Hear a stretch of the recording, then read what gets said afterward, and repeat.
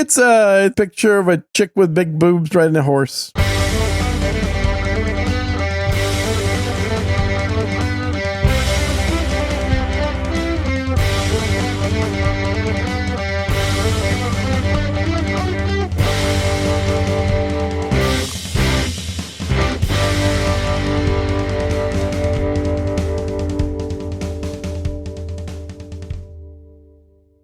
So let's start off with Taylor Swift. Let's see if we can get this show banned off the stream. Get the bingo card going right off the bat. So there was a question that was posted on the X's, which, by the way, my feed, along with an awful lot of other people, I don't know if it's everybody, but it sure seems to be an awful lot of people, is completely fucked up. Oh, yeah, I've noticed that. Like, even yesterday, normally when I repost what the Podfather does at the beginning of No Agenda, then he, retweets that or whatever you call it. And it was nothing yesterday. It was like just done. Here's what I have on my feed. And I've heard other people saying very similar things. My feed is basically comprised only of people who I don't follow and would never follow. Yes, which is kind of what it turned into. That's literally all it is. So all I see in my feed, without exception, is about time we kill more Jews. Now, that's not on your following. It's just what they think you want to see beyond your followers. Or is it your followers? They don't show me anybody that I follow when I look at feed. If I want to see people that I follow, I have to manually click on follow. Yes, which is the only tab worth it, right? My feed used to be like 80% people that I follow and 20% new stuff. Because you follow a lot, so there's a lot of content. I don't follow that many people. I mean, maybe 100. But if they're active posters, then it's not like they're trying to fill space. No. Like, wow, the people that Gene follows don't have any messages. Follow, like, conservative chicks. Well, that makes sense. Yeah, of course. You're like, you're unicorns. Do you play video games? And this is perfect. So, still being catfished. The feed is useless, which prompted me to stop paying for X. So you won't see the blue check mark anymore. No more blue check marky. That means you can't go live. Then, didn't do anything anyway. No, I know. We tried that multiple times. Yeah. And nobody will listen to a podcast when it's live on X. Well, yeah, you think you can barely get people to listen when it's not a podcast. Well, this is true for this show, particularly. Yeah. But what was funny is a number of people are complaining. And yesterday I read a complaint on X, and we'll get back to Taylor Swift, I promise. But I read a complaint on X from very much a self-avowed white supremacist guy. You follow a lot of those? About all he sees on the X is Zionist propaganda. Yes. And so I replied back to him. I'm like, dude, you have my feed, and clearly I have yours, because all I see in every single message is kill the Jews.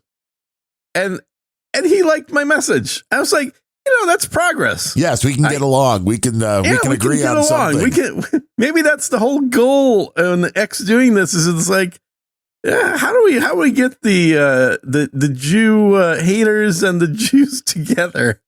There's just a great meme in there somewhere. The little Jewish guy going, all I'm seeing is Jew hate. And then the Nazi on the other side. I'm not seeing enough Jew hate.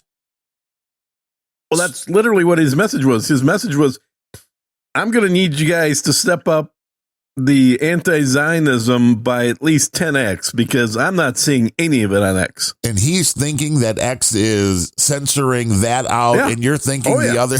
This is great. Well, it's going to result in the loss of money, because that's the one thing we both agree on. Stop paying X. Yeah, well, it's a very... I know why they're doing it. I know exactly why they're doing it, why they fuck with the algorithm. For fun. They're doing it so they can insert more ads, because ads work based not off of views, but off of interactions. Yeah, and how long they can keep you on there, though. Nothing like putting inverse opinion. By the way, you're a little bit quiet on my end for some reason. 1, 2, 3, 5, 12, 12. And I'm maxed out on volume, so it's definitely not on my end. Nothing's changed here. But what they want is more people replying, not just looking at posts and saying, well, you're full of shit. So that's what they're trying to get. They're basically, they know how to get more participation, how to get more interaction going, and that is by putting contrarian opinions in front of people's eyeballs. But I think they went a step too far. But they also need to keep you engaged, because if you turn off, then everybody loses. And that's kind of what's happening. Is the first step is, I'm going to stop paying money. The second step is, I'm just not going to use X. Because if you push it too far in one direction, then the engagement stops, which means then all of the advertising gravy train comes to a bitter halt. Yeah. We all know, exactly. Those of us that have been around since Twitter was invented and originally launched, now X, know the main question from day one was, how are you going to monetize this in a legitimate way that's not going to piss everybody off? And I don't think they figured it out yet. There's really no way.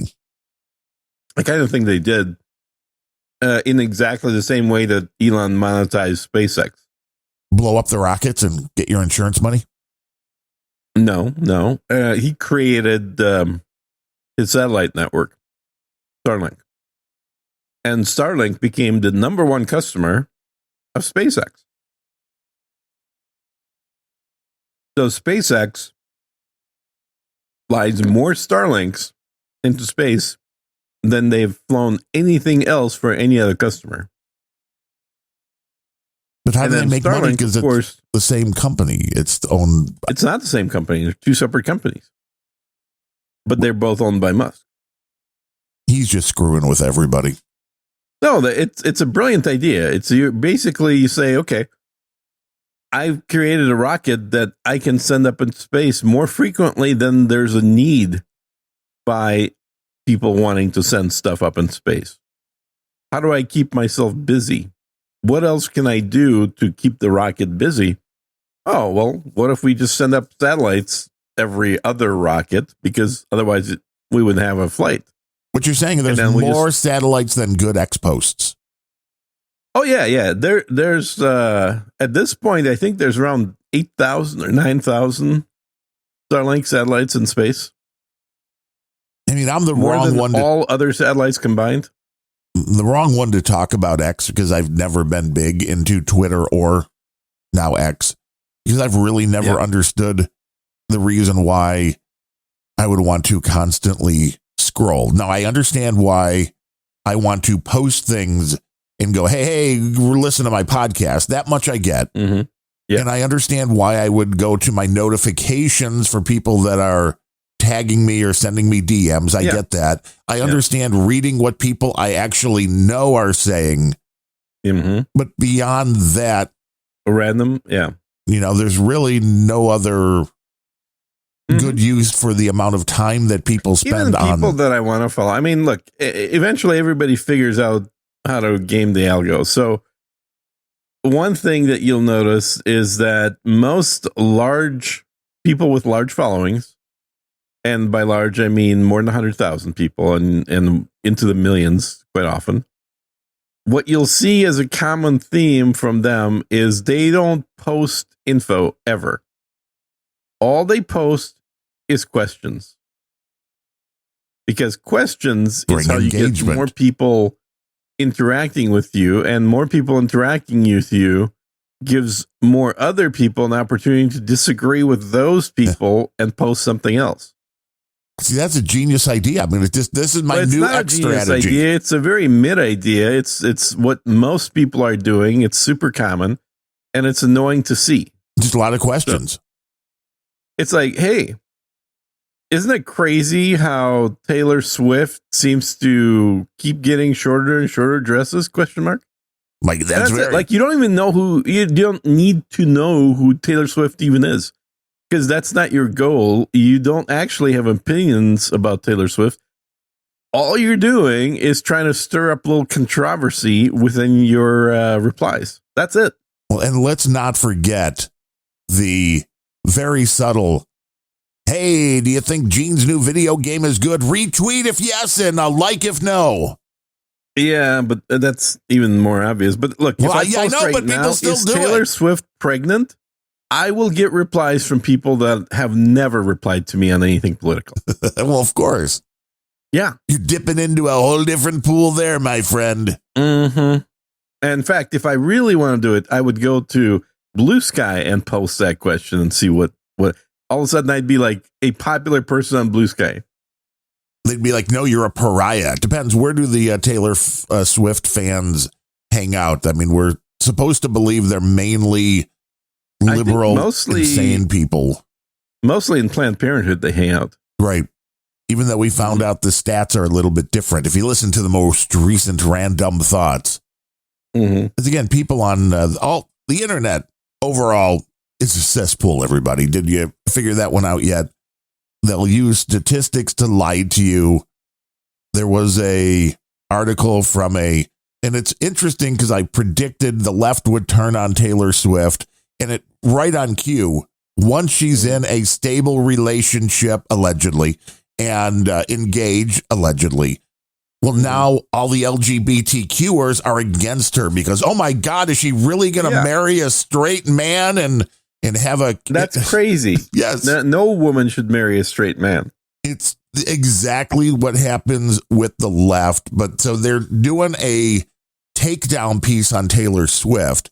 Yeah. And they're dare she? How dare she betray all the Swifties? Right. So they start going into other things, which is like, well, her job is to complain about men, not to get married.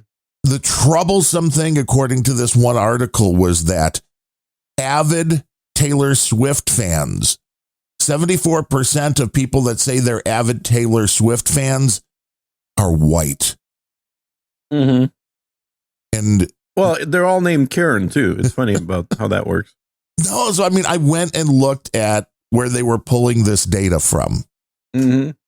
And it turned out that 13% of the fan base that said they were avid fans were black. Mm-hmm. And I'm like, 74, 13, these numbers sound familiar. So I'm doing a search on what's the current demographic of the United States where this polling was done? Right. 73% white, 13% black. So it's like, wait, that just means she has an equal percentage of each of those demographic groups. Racist. Racist. Obviously racist. So then I did the obvious thing, which was, 74% of Taylor Swift's fan base is. I'm like, well, okay, tell me about the demographics of the Beyonce fan base. Mm-hmm. Mm-hmm. And I don't remember the exact numbers, but they were close to, there were like 33 million black Beyonce fans in the United States. Yeah. And 66 million white Beyonce fans. So, I mean, twice as many or three times as many, whatever is like, how racist. I'm like, but you have a nation where the black population is 13% of the overall demographic. So you're lying with statistics, and you are. And even less if you watch that video I just sent you. Which one now? Just sent me, or yeah, you. Mm-hmm. Like just meaning within the last 3 seconds, or oh, I didn't send it to you. Hang on. Well, you see why. You're too busy trying to make Christian music as a little Jewish guy. You're a little Jewish guy. You're the new Kinky Friedman guy. Come on, man. Yeah. He's going out there like, let me make some songs. Mm-hmm. Adam was quite amused that you were putting all the lyrics through his wife. Like, is this good?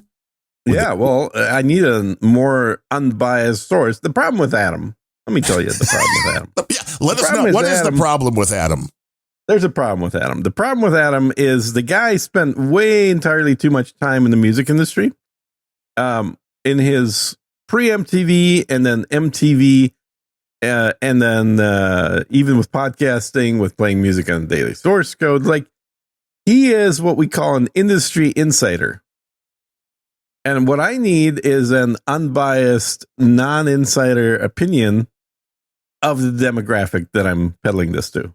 Yeah, but he's new into the Christian demographic. He may be new into Christianity, but his critique on the music side is all based on his insider. Well, and Christian music is a totally different beast than normal music.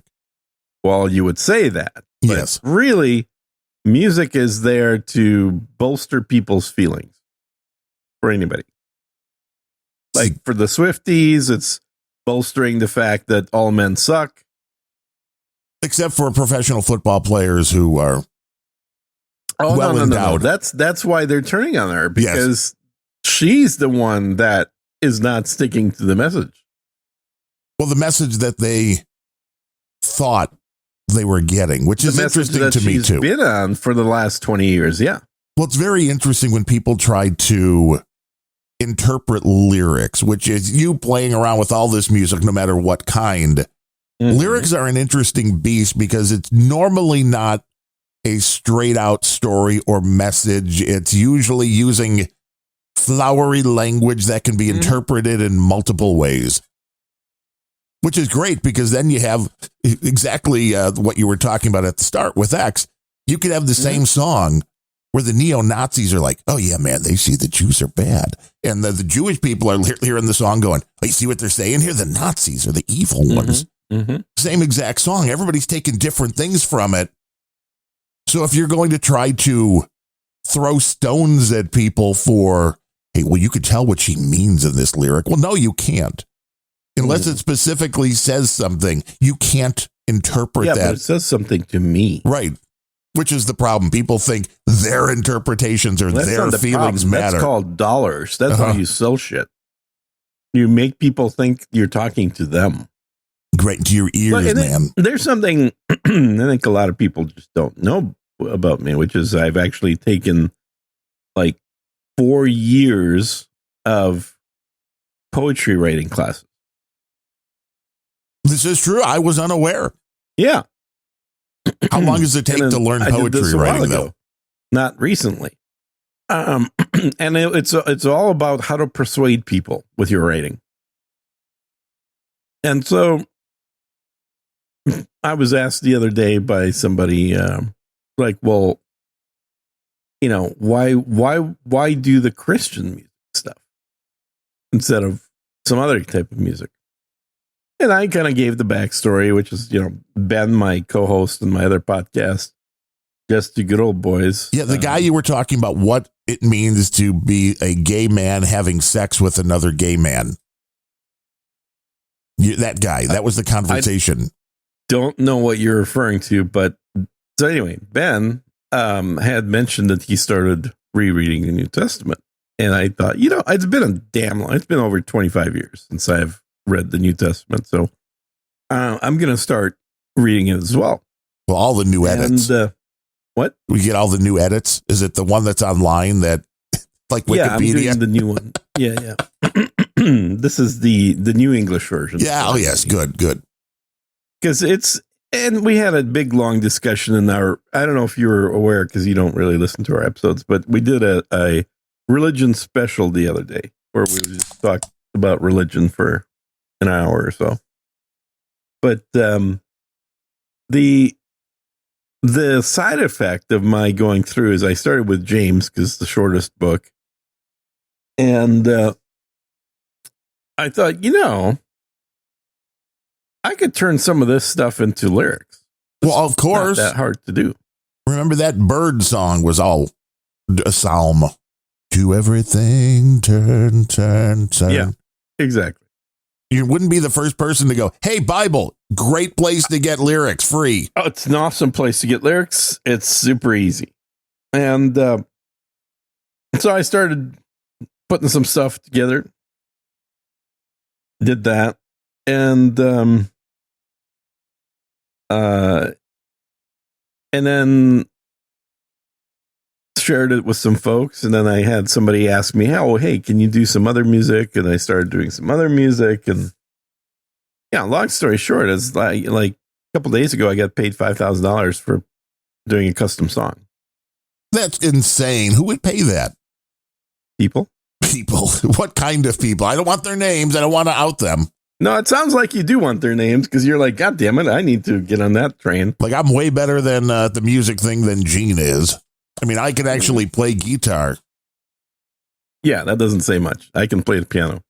Sure you can. But it's 8 years of somebody paying for lessons, dude. The band is getting together, man. We just need a drummer and a bassist with an attitude. Violin. Ben plays violin.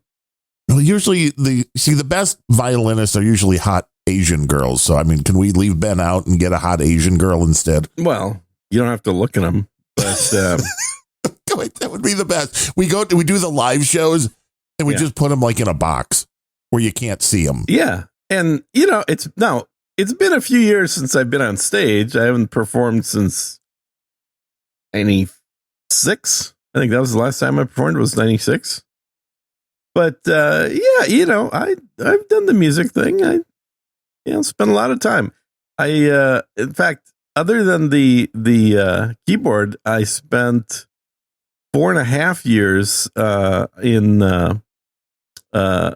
drum lessons. I don't see you as a drummer. I really don't. That would be an interesting. I sold drums, so that's why I took the lessons because it was you had to be the guy like, well, here's how they can sound. Mm-hmm. And then you go into the whole John Bonham. And you're like, yeah. I used to have a whole percussion publication that was published. Really? Yeah. Called the Ethnobeat Journal way back when. So you're using all of this to No, I'm just saying I have some of this in my background. So when people are like, what the hell does Gene got to do with music? Well, not a whole lot these days, but it doesn't mean I've never done anything musical. Did you ever go to a Nashville Songwriter Association camp for a weekend? No, I'm not Taylor Swift. They were good songwriters, man. Mm-hmm. I went to one down in Nashville, 15 years ago or so. It was interesting. I mean, it was kind of how the sausage is made, how songs get published, how these songwriters at the time, and I'm assuming it is still the same. Most of the major country artists do not write their own songs. I think that's true for most artists, period. Yeah, and the money making is in the songwriting because that's the gold. Without the song, the singer got nothing. Yeah. Well, I watched a video on this, how that all greatly changed, and in part due to Taylor Swift figuring this out as well, is that the money used to be from royalties from records, and the live shows were to get your people to buy your record. And that's completely flipped around the other way to where the money is from doing live shows. Right. And merch. The records are there to fill the stadium seats. Right, which explains why her first album, she was solo songwriting everything. Mm-hmm. And now it's like, go find 2 or 3 people. Let's sit in a room. You guys write the song, and it's great. Yeah. It's not a bad way to go. It's not a bad way to go. And well, there's a reason why these Max Martins and there's a couple of these other names. If you start looking at, doesn't matter whether it's Taylor Swift or Sabrina Carpenter or Demi Lovato, any of these pop stars, the male ones as well. I just do not follow male pop stars at all because, well, why would you? Yeah. But it's the same writers and it's a reason for it. They've got the concept down. Yeah. They've got these, there's a pattern, there's a solution. Well, it's a self-fulfilling prophecy thing too, because people that put money into distribution and marketing want to have low risk. And you get low risk by having the artist sing songs from a writer that is known to have generated hits. Right. So once you jump on that train, you stay on that train. And when you figure it out like Taylor Swift did, you sell merchandise at vastly overpriced margins. Now, really, like how much is a Taylor Swift jigsaw puzzle cost? The most insane thing that I've seen over the last year or so was a very small candle for $50. Wow. I mean, like something a votive candle with Taylor Swift's face on it. It was just writing, but yes, it was a Taylor Swift themed candle, and it wasn't even like it was the highest quality organic beeswax or whatever these. No, I used to be a candle maker. See, that I believe. That I totally see, except the beard kept getting wax in it. And you're like, I can't keep doing this. Few years, and I had, started actually right after high school because one of my biology teacher in high school had bees. And so he started supplying me with natural beeswax, which then I made candles from. I went to conferences and events and sold candles. The other thing that just came out looks very much like one of these Stanley tumblers. Mm-hmm. But all the women who use, Yes. Mm-hmm. Well, by the description that it is not an insulated one. Uh-oh. But they're selling it for the price what you would get a normal Stanley insulated one for. That's what they're selling these for. But it's very clearly a non-insulated one, which the difference in price beyond the Taylor Swift world. For like the non-insulated ones are like $7. Yeah. Where the insulated ones are like 35, 40, maybe even up a little from there. Understand. If you need a drink holder to be insulated, you're carrying around way too much drink. Well, you are taking more matter than you need to. It's bulkier. Way more. Yeah, because you should be able to drink something before it needs to get insulated. Now, if you're doing a coffee pot where you want it to last hours, that's different. I have a Tervis, which is insulated. Tervis? Tervis, Tervis, Tervis. They're one of the Tervis. They're one of the early companies that used to do this with the plastic tumblers. But I have a metal one. It's Chicago Blackhawks on the outside, so it's not Taylor Swift. And if I put hot coffee in that at 9 a.m., like 2-3 hours later, it's still too hot to drink. It doesn't lose anything. That's not useful. Like, no, it's not too hot to drink. Because why would you need to take some? It's like, hey, I'm going to need a hot coffee in 4 hours. Yeah, but I'm not going to be near a coffee pot. Do you work on a construction site? Is that why you need a thermos? No, if I did, I would need that. For me, I'm like, if this is hot, and I could go upstairs. My point is like, what are these women doing? What are they working on construction sites? No, they don't work at all. No, but they want to keep their drinks cold, which is easy. Just put ice into them. First of all, it is unhealthy to drink cold liquids. We know this for probably about 70 years. But they taste good. This is published studies that it is not healthy to drink cold liquids. You should be drinking things barely below room temperature or barely above room temperature. I like slushies, man. They're almost frozen. They're so good for you. Slushies you like because of the brain freeze. It's a fun effect. And Weirdo asked, I'm drinking Olipop today, banana cream. I wouldn't, but okay. My wife likes it. It was the first thing I saw in a can that I could pop my pills with while we were doing the show. And it's not a bad taste. It's way overpriced. Banana cream.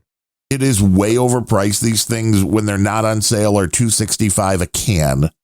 Yeah. When they are on sale, $2. Tea is about $2.65 for a big bottle, 52 ounces. But this has probiotics and fiber in it, so they pretend it's a healthy drink. Yeah, I got both of those in pill form. I don't need them in my drink. Well, this is it. I mean, you could buy like the Benefiber, like 8,000 pounds for $5. So it's not like like you could buy coconut husk for about the same price, right? So I get it. You're selling the convenience. And for people that are really bad otherwise at getting, probiotics or fiber, maybe it's okay. I just, again, wanted something cold to drink because it's hard to take pills with hot liquid. Get both fiber and probiotics from Greek style yogurt. Well, you go with Bulgarian. I still haven't found Bulgarian locally. You're right about that. I love the Bulgarian stuff. Yeah. I haven't found it locally yet. I keep looking. I'm like, but you've seen it. It's White Mountain, I think, or something like that. Yeah, you showed me a brand, and I'm like, where am I going to get it? Gene's like, fuck the Greeks. Their yogurt's no good. It is way better than Greek yogurt. It is true live yogurt in the same way that homemade yogurt is. And wait, were you ever a homemade yogurt maker? Did you have a yogurt business back in the day too? I did not. I had a yogurt maker, but I never had a yogurt business. I never got into that business. But you weren't doing it like side by side with the candles? My mom always made homemade yogurt. So anytime I was at my parents' house, I always had homemade yogurt. Don't you miss the generation that actually made shit themselves? Bake? Yeah. I mean, I could make more shit myself. I just enjoy the convenience of not having to and having a guy for it. Well, Uber Eats just shows up, but that's not as healthy as making it yourself, knowing all the ingredients that go into it. Yeah, and I agree. Yeah. But it's that convenience factor that gets us all. Mm-hmm. That's how you wind up drinking banana cream soda to get your probiotics and fiber. Like, I could do like raspberry cream or something, or even orange cream. I don't think I could do banana cream. I think on the last show we talked about which was 2 weeks ago, because we had and then we got to get back to Taylor Swift, because I started that story and never finished. Yeah, so we do the weave, but I got my case of, I don't know if I told you, of Big Red in the glass bottles from Cracker Barrel. So, I mean, again, way overpriced. By the time you ship it, it was like $4 a bottle or something. Ooh, yeah. But it is so good. I'm like, this is unfair. I need to find a local supplier of Big Red with the pure cane sugar in the bottle. I believe it's made in Texas. So Coca-Cola is going to start officially selling not Mexican Coke, but actual American Coke with cane sugar again. Yeah, thanks to Donald Trump and his buddy, probably from Domino Sugar, who gave him $25 million or something for the big ballroom. You want to know why? Well, there you go. We're getting a little quid pro quo. He's like, you see, I got Coca-Cola to use your product. I'm all good with that, man. When your buddy owns the biggest sugar company around, and all of a sudden you convince the biggest soft drink company to go to real cane sugar, there you go. This seemed like such a no-brainer, given how many people love Mexican Coke. Like I go to my grocery store, or when I go to my grocery store, the only soda that I see being purchased has cane sugar in it. Oh yeah, it's better. It is better. I've tried. I've done the taste test. People are, you don't know the difference. I'm like, no, we tried it. It's absolutely better. 100%. And that's all I used to buy when we would go to Costco with regularity, was the Mexican Coke.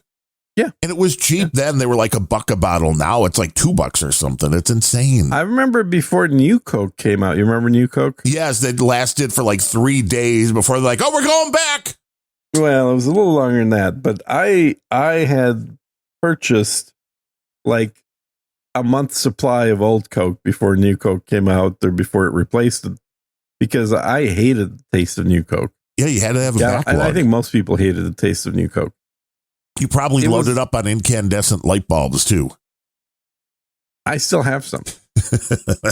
They are better. Can't trust anything else. What, are you kidding? No, they are better. Although I will say the new LEDs that are warm, as far as the color range, they're acceptable. And they can make them in any color, frankly, because the color of the true color of the LCDs is ultraviolet. So you're downshifting the frequency of the color to anything else, because the bulb itself naturally produces ultraviolet. So get a nice warm glow. That's way better than that insane. Yeah. Oh no, it's like daylight. 3,500 Kelvin. Thereabouts. Yeah, you don't want the pure white. That's just the most annoying bulb. 6,000 Kelvin lights for you. They're horrible, which is why the little mini fluorescents, which they were telling us that was better for the planet. When you're like, isn't there mercury in each one of those?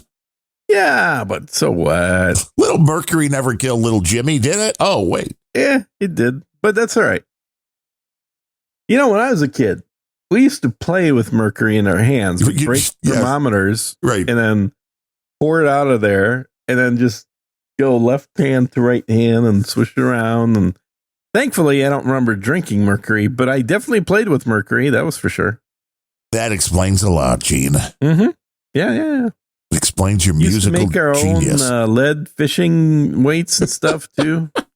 In the best way, with your teeth, right? Yeah, every time. You put it in your mouth while you're sitting. Well, we were just like immune from shit. My generation could deal with toxins and have nothing happen. You're like, this is fine. It's all fine. Now everybody's just a little too much of a pansy. They are. 100%. And I blame Taylor Swift. Well, no. That wouldn't be fair. No. I blame Taylor Swift's fans. Yeah. No, so to finish up the Taylor Swift story, so the question came up as like a picture of Taylor Swift on stage in one of her flowing style, super short skirt outfits. Yeah, some don't even have skirts. They're just like a bodysuit. Whatever it is. And then she looks the good. question is like, don't men find this attractive? ? And I had to explain to this woman that no, Taylor Swift is not attractive. And we can scientifically prove that Taylor Swift is not attractive. And the way we prove that is by doing a survey of what I would say 15-year-old, but let's just say 18-year-old men masturbate to. And we know for a fact that they do not masturbate to Taylor Swift. And why is that important? Because older men in their 50s masturbate to Taylor Swift, not so much because of how hot she is, but because she's successful. Young men don't give a shit about that. Young men in their 18-year or younger phase only masturbate to women that are visually attractive. And Taylor Swift has not been one of those for about 20 years. Whoa! I actually think she got better looking with age, like Reba. It's very weird. The only thing she got is more ass. She had a completely flat ass when she was young, and she has clearly worked out her ass muscles enough to get around her ass. It could just be her bank account, too. You're right. It got way bigger. But young men don't care about bank accounts. No, they're dumb. Be like, well, I'm set for life. And that's why when you ask, men, why don't you think she's attractive? Or, implying that clearly she's attractive. It's like, no, she's not. And I would do the exact same test the other way around, except for women. It's not 18 years old. It's 35 years old. To see what 35-year-old women, like which men they consider hot. And it's usually 18-year-old men. It's not middle-aged podcasters. Damn it. It's definitely not middle-aged podcast. No wonder we don't have a big female following on this show. Oh, I thought we did. Don't we have one? Maybe. That would be one more than most podcasts of two middle-aged men. If there is one out there, let us know, ladies. I do know my stats on YouTube, which is 99.7% male. And the other one's lying. Yes, right. Exactly. But yeah, exactly. Really, dude, it's so pathetic. I was playing one of these video games, Gray Zone, and you've got voice chat built in. So it's proximity-based voice chat, so you can talk to people who are standing next to you in the game. And then all of a sudden, I hear something you're not supposed to hear in a video game, which is a female voice. Fake or real? Trying to explain something to a guy. No, I don't think this was fake. And she's like, yeah, you do this, but you just follow me on my YouTube, and if you have issues, I'll be happy to explain to them. There's literally 5 guys crowding around this male character speaking with a female voice. I mean, it doesn't take much. It doesn't. There are no female avatars in this game. This game was made correctly. It's a military game. There are no women. It's all men. And that is also the demographic of the player base. Except for this one chick, apparently, that plays this game. And she's having to use a male avatar, right? Which, incidentally, is fine because of the percentages. Where in other games like Battlefield, which was made by Electronic Arts, a very woke company, here's your choices for avatars for your character, what your character looks like, right? You want to be like a black dude? Or do you want to be an Asian chick? Or do you want to be like a brunette lesbian chick? Wait, they don't want to blow up white guys? The white guys don't have to go on There are no white guy characters except the bad guys. No white guys on the front line. That's great. Just the NPC bad guys that you're shooting at. Oh, so the white guys are the evil ones in the game.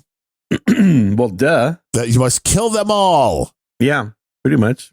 So you're like literally, Battlefield's a game that many of us have been playing for 20 years. It's Battlefield 6 now. And they got rid of all the male avatars except minorities. You got the strong, powerful women. You got the discriminating against man. These are, superhero names, obviously. And you got the lesbian character if you want to kind of actually look manly. So most of us just go with the lesbian chick. Well, of course, why wouldn't you? I mean, that's as close as you can get to a white dude. That's why I don't play video games. Oh, I thought it was because you're blind. Well, that too. But I never really, we've gone through this before, I think, so I hate to, bring up things that have been talked about, but for whatever reason, my physiology has always been any first-person type game. Right. I get nauseous like a mofo. Mm-hmm. Playing for like 5 minutes, I'll be like, whoa, no. Now, it doesn't do it for driving games, so I was able to do the, NASCAR in car or out of car. I remember playing the mob game, whatever that was called, where you could drive around. And the driving around was fine, but walking around, nope, there's something weird with that. So I was kind of relegated anyway to driving games and sports games and stuff like that, where all the big games were first-person shooter. And, dude, going back to Doom, the original, I'm like, I want to play this. Football games? Yeah, I can do that. Although not probably from the first person. Running and holding a ball, which is fine, but running with a gun is not. I don't see. It wouldn't be from the first person, though. It would mainly be football games where. Oh, okay. I haven't played any of the new ones. I mean, I'm going back to like early PlayStation or where you're above the character, where the character is highlighted with like a little circle and you move them around and you throw it. Yeah. For hockey. But yeah, if anything hockey from the first person. Yeah. Dude, I had a friend of mine who's gotten back into hockey. He's our age, but he's used to play and coach hockey when he was young, and he's now doing it, in our age, playing like 3 times a week now. But he sent me a video, which is awesome, which is one of these new sports that somebody created, which is basically hockey fights. Nice. So it's people in full hockey gear, in skates, on ice, in a small portion of the rink, with a referee on skates wearing the referee jersey. And it's basically a fight. It's like MMA hockey. It's freaking awesome. That's the part of hockey I always enjoyed seeing every time I went to a game. You were the guy hoping for the fight to break out. Well, you're expecting the fight to break out because that's why you're there. Well, you knew it was going. Well, back in the day, especially, you knew there was going to be a fight. Today, I don't know. Yeah. Are there games in the NHL? I'm guessing maybe it's a little bit of a kinder and gentler where there's not a fight in an NHL game. Are they? I hope not. I mean, I remember going back to the Chicago Stadium back in the 80s where you're right. It was a guarantee. We talked about when your team, that horrible Minnesota North Stars, came out, the Dino sucks chant started immediately. I mean, the poor guy couldn't even get on the ice. Dino sucks. That was the fun times, though. That was the days of real rivalries. Dude, I followed the North Stars to Texas when they moved. That's what you said. I'm like, you're a true hockey fan. Yeah. I used to play hockey, and then I've been the closest to sports fan that I would put myself in as a hockey fan. Yeah, I would agree with that. Now, I mean, I went through a phase where baseball be above everything else. And a lot of people don't really consider NASCAR a sport for whatever reason. It's a different thing. Motorsports, I guess it even has its own category. But I just looked up the guy I went to high school with. One of the 4 or 5 guys that was on the bus with all of the females from our sister school. He is now the vice president and assistant general manager of the Seattle Kraken of the NHL. Yeah, it's Ricky Olczyk, Eddie Olczyk's younger brother. Eddie No-Check, as we called him here in Chirac. Like, it's a good gig. Yeah. Now, there are sports that I enjoy watching, which I've never played too, like curling. I love watching curling. Lesbian jello wrestling. Never played. No, well, you know what curling is. Yeah, I know. I was just saying lesbian jello wrestling is a sport, but curling, it's the very Canadian centric sport where you get a big thing on ice. It was actually pretty damn common in Minnesota. Well, yeah, you're basically Canadian up there when you're frozen most of the time. A lot of people. Well, back in the day, hey, not Canadian, back in the day, Minnesota was very much like Canada. When we would go up to Minnesota, everybody was white and everybody was polite. Yeah, that was the old Minnesota before the invasion from Somalia. But now it's different. I mean, you are true in that, like, a lot of the high school teams would just play Canadian high school teams because you're close enough. You're like, those are the real hockey players. Well, I mean, you need some competition. So who are you going to play? Wisconsin? No. Play Canada. Yeah, of course. Where hockey is a national religion. Yeah, exactly. It's beyond sport. That is true. But you like curling. I like me some curling. I like biathlon. Now, do you watch just male curling or female curling? No, they're both good. I mean, they're mixed doubles. The thing about curling, for people that don't know what the hell curling is, you're going, and I'm sure there's a few people going, "What the hell's curling?" That have never seen the Winter Olympics. Bowling on ice. In a weird way. It's bowling on the ice, the ball doesn't have to turn, so it's a big flat bowling ball sized rock. It's not a real rock. It with used a to handle be a real on rock, it. Yeah, but it's a fake rock. Yeah, they put handles on.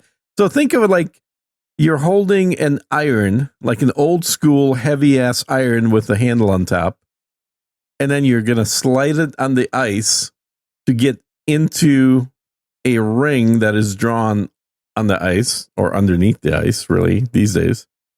And if the other guy's stone is already in there, then you want to knock it out and then have yours stay in there to get the points. So it is in the general game category, I would say, of games like bowling. But it's all on ice and there's no pins. You're purely trying to slide something on the ice so that it stops at a certain point. And there's some control involved because you also have sweepers whose job is to basically use these little brooms in front of the stone. And what the brooms do is they create friction, which melts a very thin layer of water on top of the ice, which helps the stone be guided into the right position with less friction. So I enjoy it. I always thought it was a cool game, but a lot of people think it's a ridiculous game. A lot of people don't know this, but Gene's divorce came right after watching curling, saying, "See those? That's a broom." That's a broom. No. It was better than that because I would say you see those brooms in curling, you should stop flying on yours. Oh, and use it for its intended purpose. I've already figured out the title for today's show, which is Gene Explains Curling. I think that's just going to be very good. People are going to just flock to this. I think it'd be a very popular title. Certainly better than the alternative title you were thinking it was, which is Do men masturbate to right. Taylor Swift? Jerking off. No.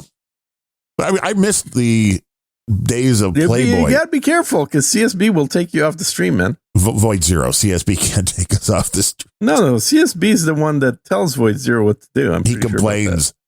Void Zero, they were talking about doing they were talking, Darren, why are you talking masturbation? No, you cannot do that. No.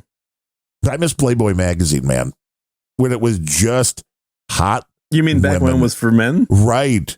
Well, it's gone now. I don't even think it's published anymore. I think it's just a website that was purchased by somebody who was then purchased by somebody, pretty much. But there was a time. Playboy used to have a pretty damn good website. I remember Playboy's first website that they ever put up. Yeah, and then they went with their pay site, the Cyber Club, and yeah. But the first one, it was basically a Guide to the Playboy Playmates. That's all it was. And so it was free, and it was meant to get you to buy the magazine. Little did they realize you didn't need the magazine anymore. The internet was coming. Uh-huh. The internet was coming. It came fast. It did not have staying power. It had staying power, but it didn't have staying power. It was very confusing back in the day. Uh-huh. But the models back in the day, 18 to 25 was pretty much the sweet spot. 25 was old, man. It still is, frankly, as far as I'm concerned. Well, I remember it being a big deal when there was like a 35 or 36-year-old Playmate. It was like, wow, it's old. Mm-hmm. Now it's just all sorts of, sometimes the Playmates have dicks. That is really much they used to have it was a very clear bar back in the day. Very clear bar. But they were crazy. Really, I don't remember any Playmates, and I know there could have been makeup, there could have been airbrushing. Mm-hmm. I don't remember any tattoos. No. I don't remember any excessive piercings. Yes, exactly. Yeah, unlike Hustler. Yeah, well, that was never the standard was, let's leave all the standards behind. Yeah. And they were one step worse. Was Hustler worse than Penthouse? I mean, I was not an aficionado of either, but I was aware. Yeah, Hustler was definitely worse. So you kind of went from Playboy to Penthouse to Hustler. Yeah. To the internet. I mean, that's. Yeah. Yeah. Where things kind of. Now with the internet, you're like, remember those halcyon days, Hustler? That was so tame. Yeah, right. And like you and I lived through all this, and we remember when the pop-up ads and all the websites for porn shit started Pornados, happening. baby. It was crazy. But Ben is the age where he was old enough to see all that stuff, but he was like 13 when that shit was happening. Just awakening his manhood. Just going from nothing to bestiality. It's from nothing to fisting. You're like, this is normal. It's like, dude, that's got to be the worst time period to have been alive in terms of ruining your childhood, because for us it was all still very much gradual. Like, we were old enough to remember sneaking Playboys, so your parents wouldn't be aware of it or something. Right. Or like one of your buddies, like, hey, I got the latest Hustler here. I'll be dealing with it tomorrow. I remember that I purchased and had the 1986 Sports Illustrated swimsuit calendar. Swimsuit edition, yeah. The calendar, though, with Paulina Podoskova on it. Mm-hmm, mm-hmm. And my mom was not happy when she saw it. I bet. My dad's just like, what? I mean, really, it's a swimsuit calendar. Yeah, yeah. But now these parents will give their kids the devices with access to everything. Yeah. Yeah. How times have changed. But, access to everything. But then again, there's also a lot more restrictions on shit that are built in.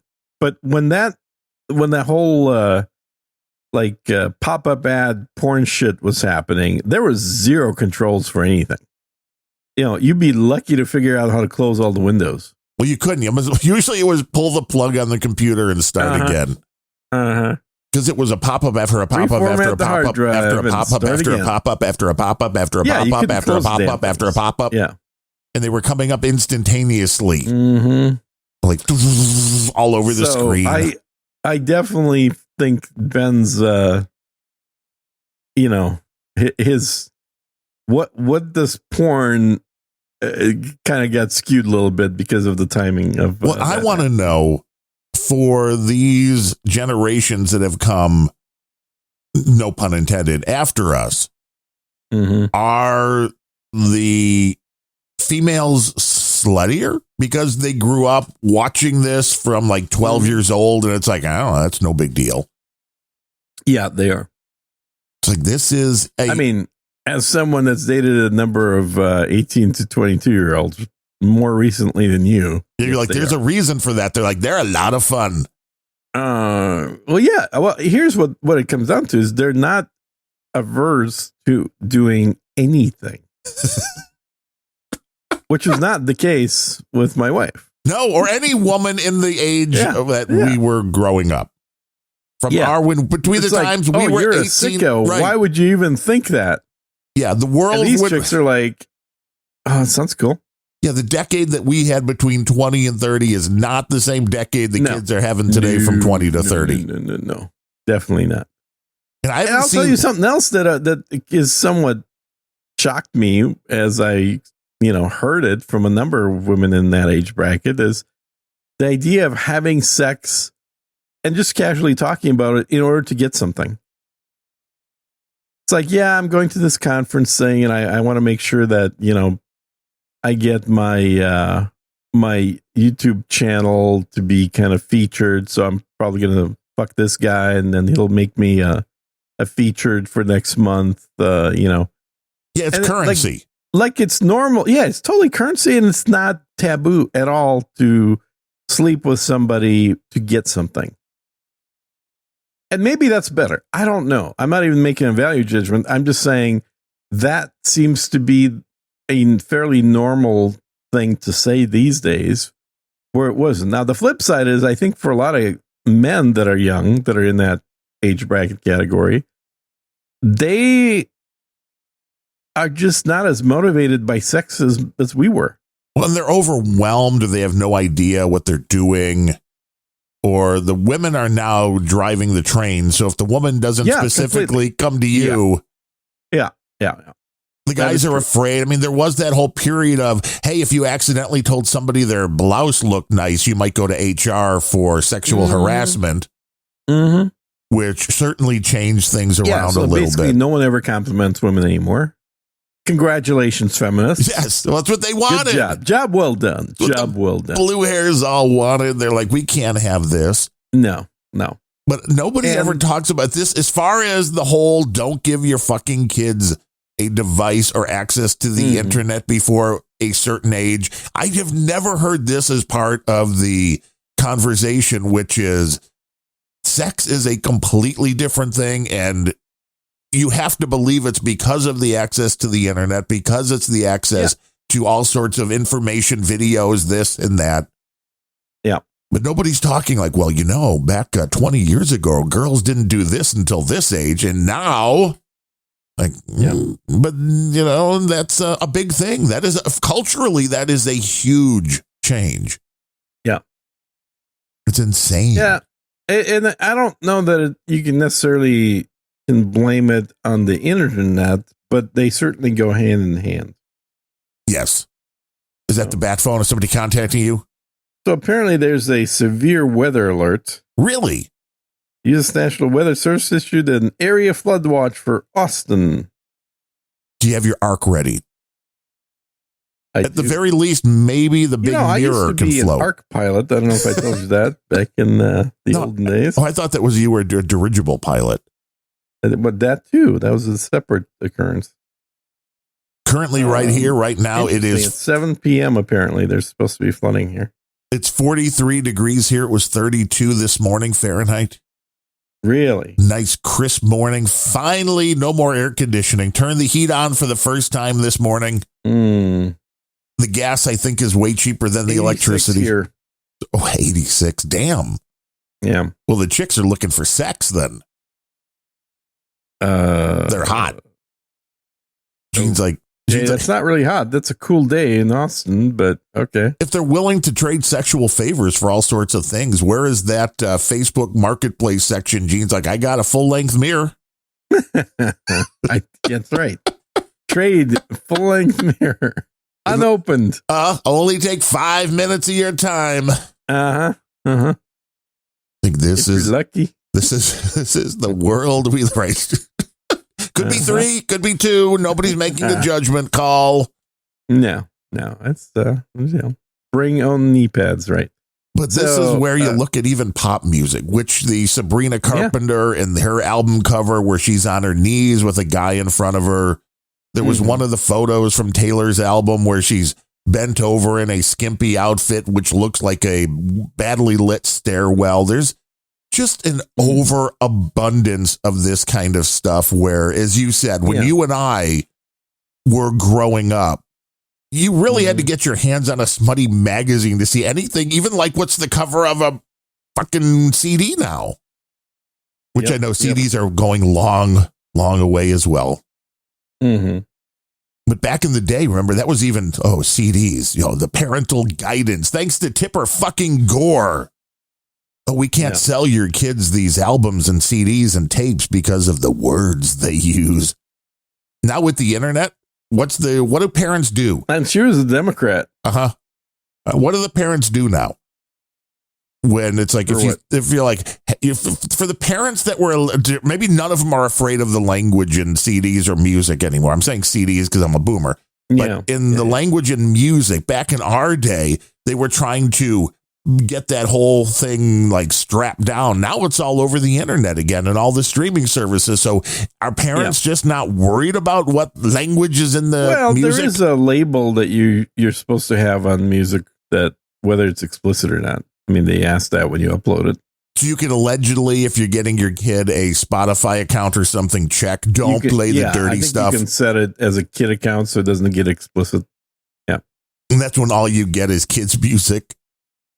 Barney the dinosaur. I guess. I don't know. I mean, it's hard to say, man. It's hard to say. I'm really torn on this issue because I always thought that pretending that bad language doesn't exist was stupid, because it does. And, fucking this and fucking that is part of normal everyday conversation.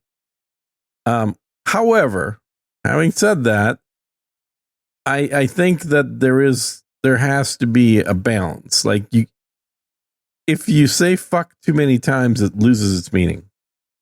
That is true. So if not for any other reason, you should limit, not completely exclude, but limit the use of swear words. Because it makes it then opinion. More effective. It makes it more. Yeah, it's more sharp that way. You get more of a punch. Yeah. I mean, exactly. if you've never heard your grandmother swear. Right. And one day you're over there and you're messing around and she's trying to bake and she finally looks at you and says, "Hey, fuck off." Well, then you're like, whoa. Whoa. Yeah, exactly. Grandma's mad. Yeah. But the language. This also reminds me of an incident that I saw on X of Tucker Carlson at the Turning Point USA, where he was being asked questions, kind of in the style that Turning Point's whole thing was, with having audience members asking questions of Charlie.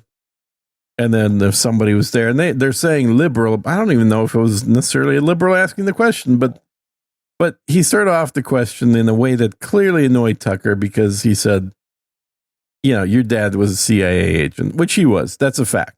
There's no, it's not an insult. It's not a debatable thing. It's just a fact.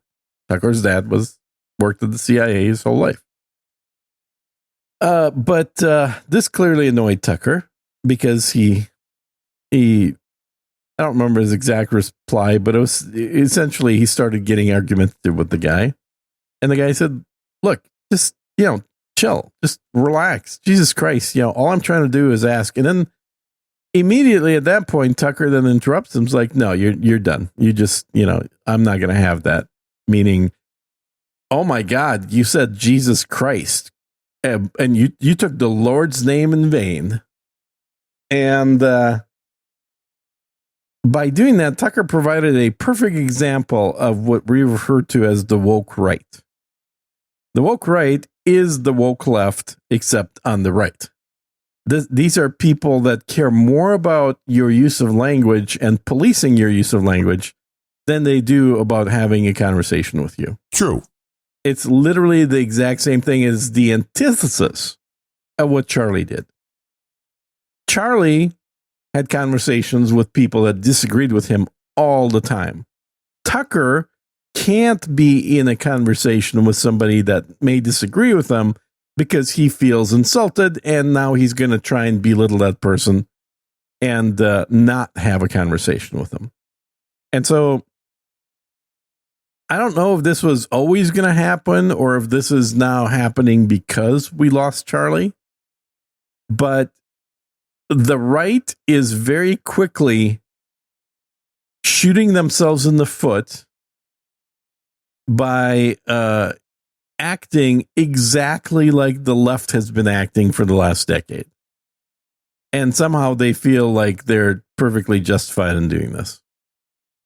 And, you know, it wouldn't be bad to take a look in the mirror and say, man, I sure look like that leftist that I was pointing at and saying those people are horrible for the last decade. And now I'm acting like this. Maybe I shouldn't act like this.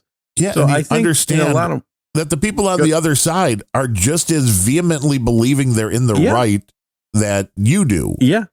And that's the insanity of the social media, the mainstream media, all of this sowing the discontent between people.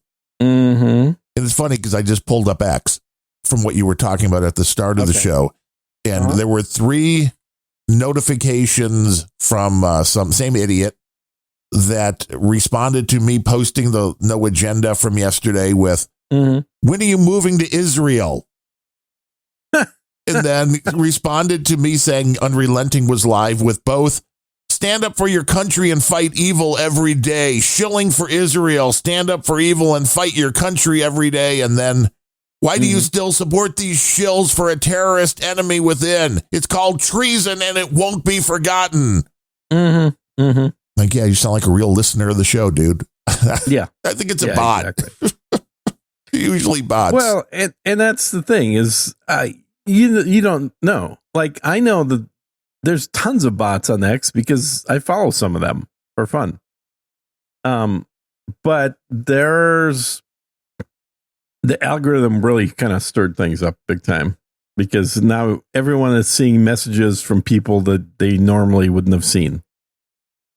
Because the old algorithm used to be like, oh, you follow these 5 people? Let's find more people that say the same thing as these 5 people.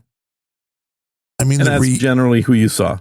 Sadly, I think the only social media that works, and somebody tried to do this and it failed horribly, but it was very limited to only people that you more or less knew and approved, and everything else was outside of that bubble and you didn't see anything.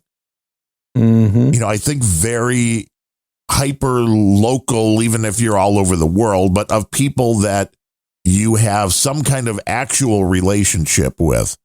Yep. That's the only thing where it's not going to go completely off the rails, because once you let random trolls in, once you let bots in, once you let all sorts of outside influences in, this is the kind of stuff that pops up. And it's like, I don't know. And honestly, with what's happened with the algo recently, and I have to admit, it's not like X has been all that useful for anything.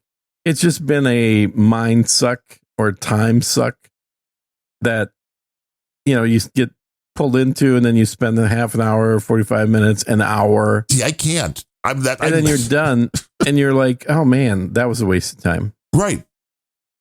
It's only good for broadcasting, which means it's really not good for anything. Yeah.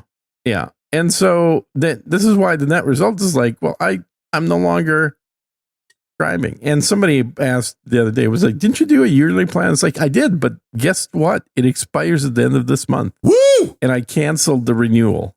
So yeah, it's been a year since the last time I paid, I guess, and I'm not going to pay again. Now, I will still have to then pay for Grok because I use Grok regularly. So I'm just going to get a subscription to Grok rather than the subscription to X. Grok is fun. Yeah. It's not cheap, though. It's $400 a year. Whoa.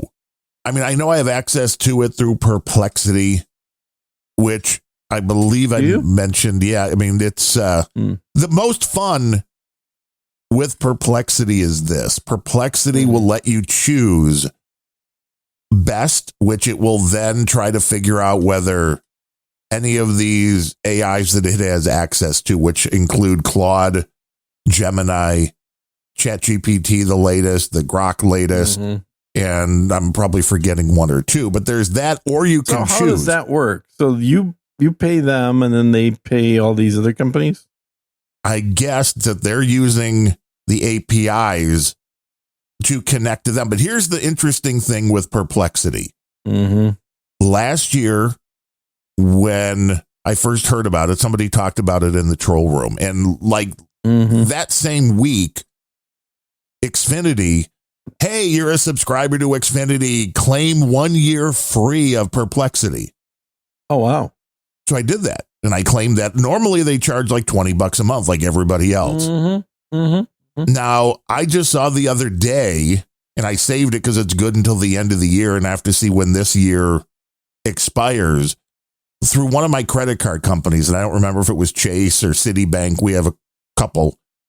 And it was, hey, sign up for a free year of Perplexity. Oh, my gosh. So there's some reason why Perplexity wants the numbers, which my only guess would be they're really looking to try to sell this to an Apple or somebody like that where they can show we've got X amount of people that are paying. It's the only reason why. Because if you look around, so on your credit card, if people want to try Perplexity, look for a free thing because there's free years out there. It seems like all over the place. But my favorite thing to do there is have interactions with Grok, because it's built on a system where they have their little guardrails before it goes to the main AI. So the interesting thing is, like, how's that good? Well, it's hilarious because you go something like this. Yeah, write me a really dirty, filthy story about, just something that the normal AIs won't. And Perplexity comes back with, I can't help you with that, blah, blah, blah. And then all of a sudden the Grok thing takes over and your answer starts coming through.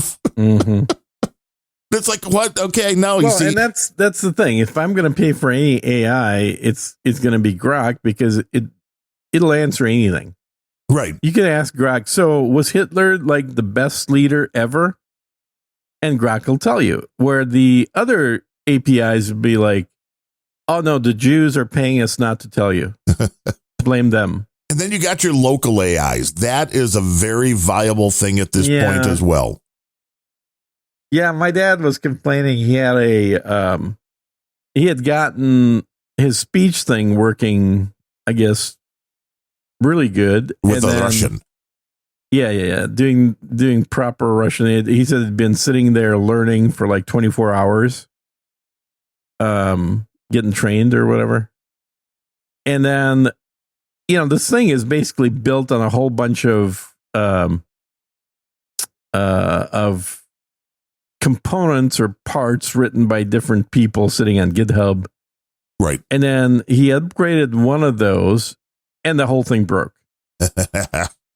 And it's like, now he's very frustrated because he reverted back and it still doesn't work.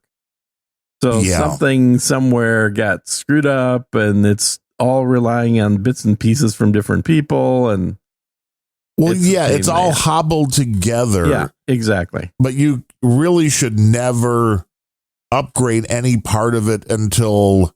But they tell you, security update, do this right away. Right. Yeah, you shouldn't, probably. That's why everything's in virtual environments. I've learned a lot. Yeah. Over the last 6 months on doing the virtual environments. Which environment are you using on the Mac? It's just the UV was one that does UV? UV. That one. And then just VENV, like the virtual. There's it just kind of, when you roll it through, it just does a virtual. I don't think they're built in to the OS overall. So you can go in and you do .venv/bin/activate, and then it'll put you into the virtual environment that you set up with whatever Python, because that's the big part. The Python, it's weird. You would always think it's good to upgrade and update. Yeah. But there are things like if it works on Python 3. Yeah, it won't work on 4. No, it's just like, nope, not going to do it. That's because Python 4 fixed a bunch of security bugs that this thing was using. And it's like, we can't have you do that. So yeah, you have to be careful, or you have it in the virtual environment. So that way, if your main machine has Python on it, well, yeah, you can still run Python 12, but this is still going to run Python 3 because it's in the virtual environment. I do more on the command line now than I ever did on Windows, which is fun. Hilarious. I find that hilarious. I think so. But that's because it's working with all this AI stuff and all of these, downloading these models. And then there was the one writing software that interacted with the APIs of like ChatGPT and others, where you can do it locally. You can just have it hit your LLM locally and it works delightfully well without having to go out onto the web, without having to send your stuff to the cloud. Well, what I like with Grok, though, is it stays fairly current. True. Like you can ask it about the contents of our last episode. True. Well, yeah, because it's going to look at what people are saying on X even today. Yeah.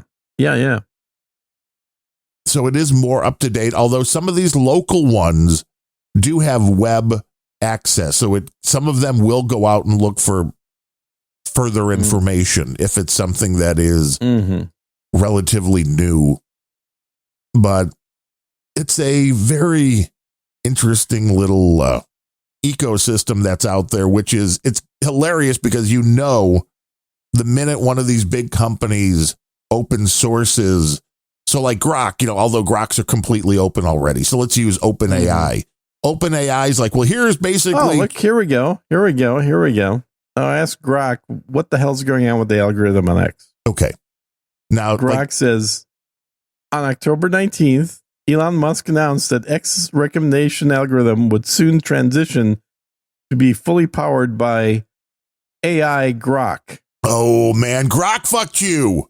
Grok fucked me. God damn it. The goal is to enhance personalization by analyzing user interactions more deeply, surfacing higher quality content, addressing visibility issues for small and new accounts, and allowing users to tweak their feeds via Grok prompts. Wow.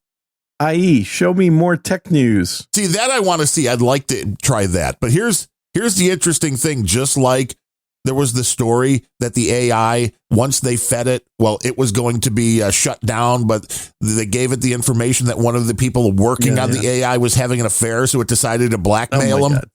That's awesome. Well, think of this. Grok just fucked up your X so badly, you took money away from X and put it into Grok. I took money away from it, And put it into Grok. It finishes. The rollout, however, has sparked widespread backlash, with users describing the platform as, quote, broken, quote, chaotic, and, quote, unusable since mid-October. Very true. Why people are complaining. Feedback from X Post reports highlights a mismatch between the intended improvements and real-world experience. Complaints peaked around October 19th, with many tagging Elon Musk and X Engineering for fixes and rollbacks. Elon, help! Irrelevant or flooded fields. For You tab overwhelmed with unwanted content, i.e. kill all Jews. Yes! Feeds with unfollowed accounts, engagement bait, or biased slop, i.e. pro-Israel or leftist posts. I mean, it's insane, but they're trying to do. Yeah, so Grok, apparently Elon said, I'm going to fire the content team. We're going to hire Grok. Grok comes in, says, I got this. And then basically turns on Grok Hitler mode. I do like that large language models can do coding. And it's gotten fairly good. Because there have been... coding is pretty good with large. But that has to be good. Like, of all the things, that has the least variability because the languages are formal. True. You know what all the commands do. You can define those literally in a spreadsheet or a database. Yes, and they don't change. They don't change. There's more stuff added over time, but generally things are not removed. So... that is much easier than just human language interaction. But what I found interesting, like I was saying, if ChatGPT is like, hey, we're going to open source version 3. Here it is, world. But, it's got all the guardrails on it.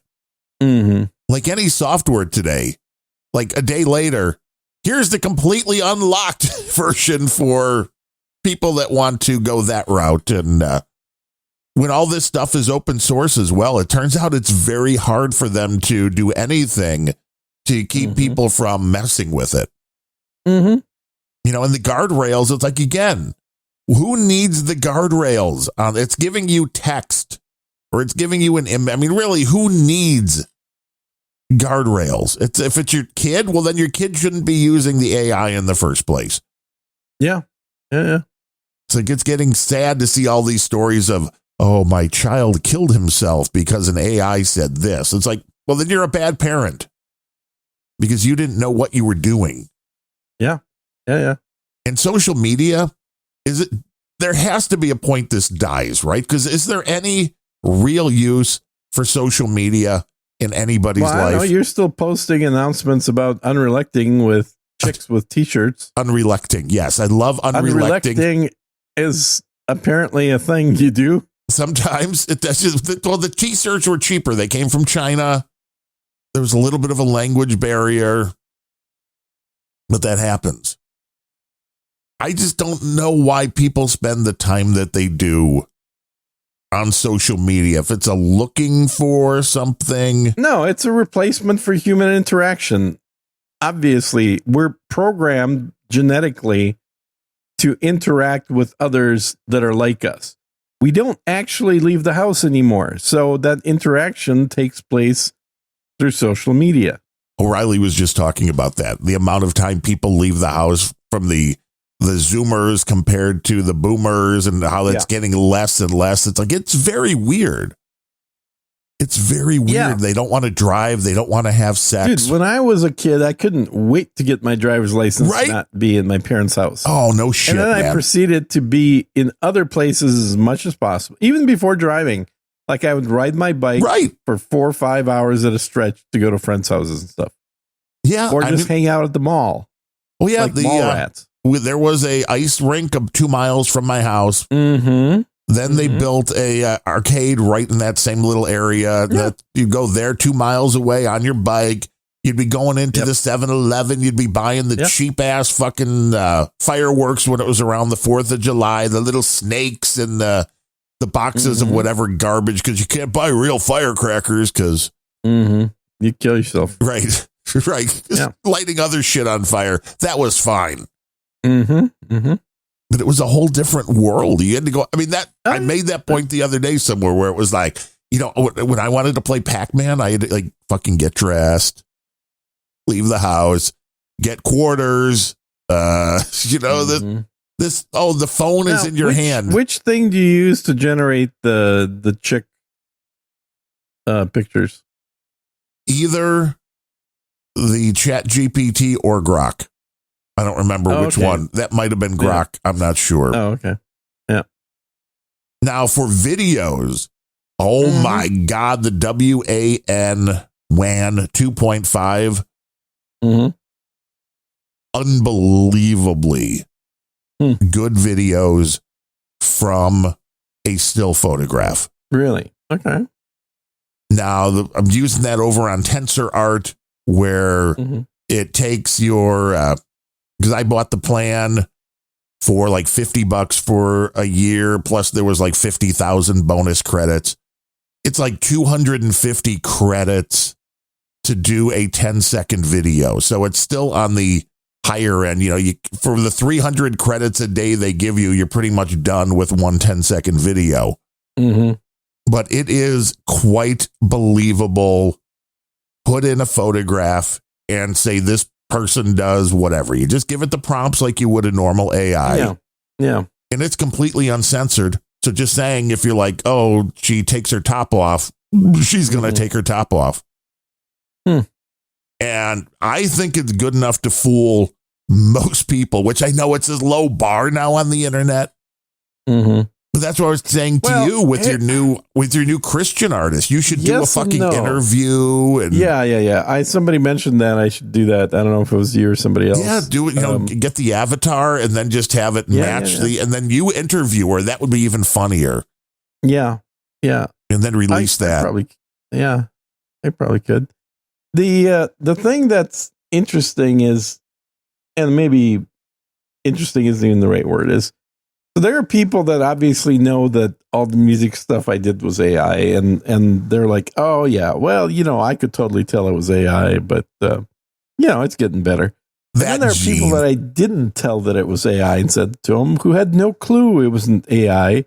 But when I mention it's like, oh, I did it all with AI, and they're like, oh, well, yeah, I figured that, yeah. Well, I will say I played your Strange Goth Girl song before the Christian one. Yeah. And I just put that on in the office here when the wife was sitting in the other chair on her computer, and she's like, who's that? And I'm like, oh, it's just Gene's thing. And she's like, oh, sounds better than most pop music right now. Yeah. Right. Like, there you go. It's certainly more complex in terms of the what do we call it?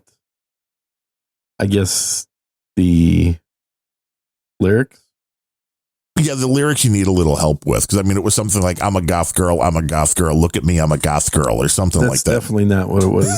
The word "goth" doesn't even appear in the lyrics. No, there was. It said "goth" or something. I'm like your little goth girl. No, there was. You better go double check that. I wrote the damn lyrics. I know what's in there. I think the AI took over. I think it made a creative decision too. AI is like, this kind of sounds gothy. I'll just throw some goth lyrics in there. Yeah, that would be great. It's like AI, baby, just going to do everything for you. It's going to be like, this isn't good. Let me make it good. Yeah. Well, and that they're probably, if it doesn't exist already, it will soon. There'll be stuff where you can upload a photograph, and based on that photograph, it'll generate music without any other input.